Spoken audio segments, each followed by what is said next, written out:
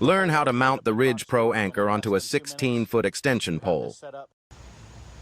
The most economical way to buy a Ridge Pro and a pole is to order the hook itself and get the pole from a local big box store such as Home Depot or Lowe's. I'm going to show you how to make that pole match up to that Ridge Pro real easy.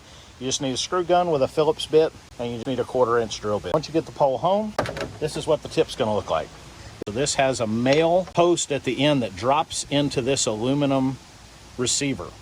But we're just going to remove the threaded tip. And then the clevis pin is what locks it all together. So you got to do is take our Phillips head screw gun, pop these 2 screws out real quick. This tip slides right out. So we just swap this over to our 1/4 inch drill bit. And all we need to do is drill these 2 holes out to 1/4 inch.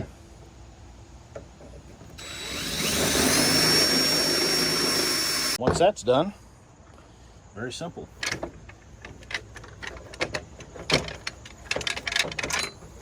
The Ridge Pro drops right in. As you can see, the holes line right up. Clevis pin goes in, and you're good to go.